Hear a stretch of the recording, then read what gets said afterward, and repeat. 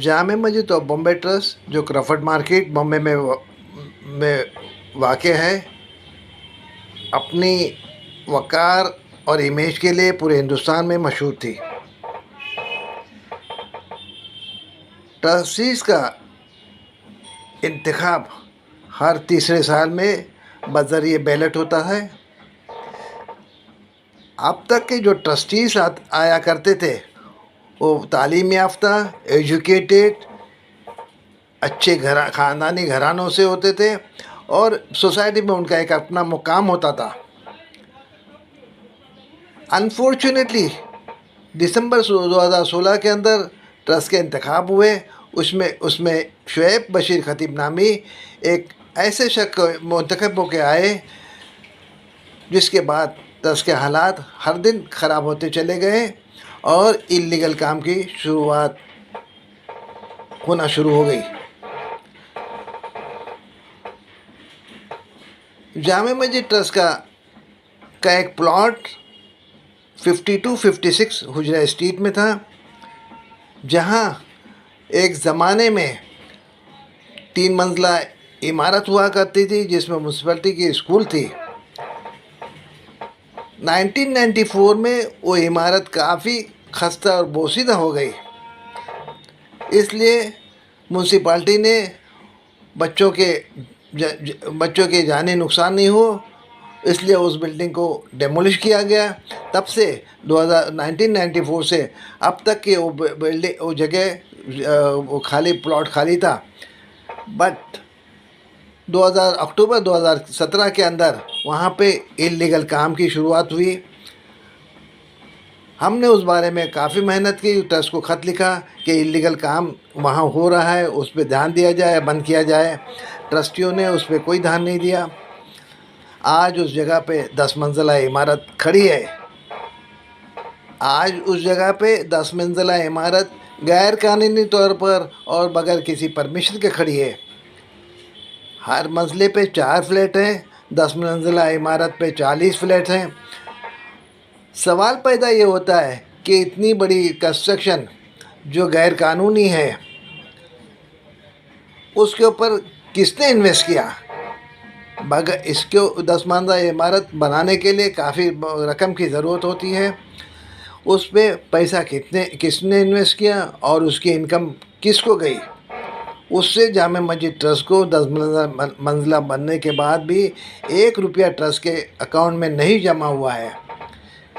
इसके ऊपर इंक्वायरी के लिए हमने बहुत कोशिश की, लेकिन कहीं से कोई हमें साथ नहीं मिला। बहरहाल मैं बजाते खुद इस मामले में हाई कोर्ट तक पहुंचा हूं एज ए इंटरवीनर उस मामले में, और अल्हम्दुलिल्लाह सितंबर 2018 में हाई कोर्ट ने उस बिल्डिंग को इलीगल डिक्लेयर किया है। न सिर्फ इलीगल डिक्लेयर किया है, बस पे जो कॉन्ट्रैक्टर था उसके ऊपर 1 लाख रुपए का फ़ाइन भी किया है। बिल्डिंग डेमोलिश हो जानी चाहिए थी, पर किसी वजह वो आज तक डेमोलिशन से बची हुई है। इसी तरह बड़े कब्रिस्तान में भी इलीगल काफ़ी काम हुए हैं। बड़े कब्रिस्तान मरीन लाइन पे 1 मंजिला कब्रिस्तान के बीचों बीच ग्राउंड प्लस 1 मंजिला इमारत बनी जिसकी भी कोई परमिशन नहीं ली गई। उसके बाद मस्जिद के बाजू में एक कमरा को ख़रीद के लिया गया, उस पर भी उसके भी गैर कानूनी तरीके पर ख़रीदा गया है।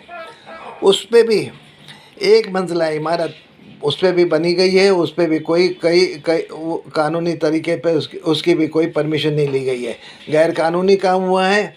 नीचे जो मस्जिद के बाजू में जो एक पहले मंजिला इमारत बनी है उस पर नीचे लेडीज़ के लिए गुस्ल खाना बनाया गया है और पहले मंजिले पे लेडीज़ के लिए, ख़वातीन के लिए मस्जिद बनाई गई है।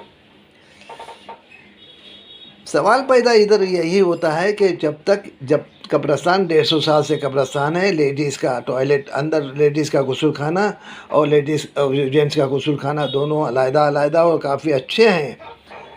उसके बावजूद नया गुस्ल खाने की ज़रूरत क्यों दरपेश आई? और जो मस्जिद ख़वातीन के लिए बनाई गई है, आज वहाँ पे कब्रस्तान में बेचे जाने वाली चटाई और कफ़न के कपड़े रखे जाते हैं। इसका इतना जो इन्वेस्टमेंट हुआ है कंस्ट्रक्शन के ऊपर, वो किसका इन्वेस्टमेंट हुआ है, इसकी भी इंक्वायरी होनी चाहिए। नंबर 3, कब्रस्तान में लोगों की सहूलत के लिए टॉयलेट ब्लॉक और यूरिनल ब्लॉक थे। तहारत खाना, यूरिनल ब्लॉक थे, पेशाब घर था। 9 पेशाब घर थे, उसमें से 2 पेशाब घर को तोड़ दिया गया और उसकी जगह एक दुकान बनाई गई।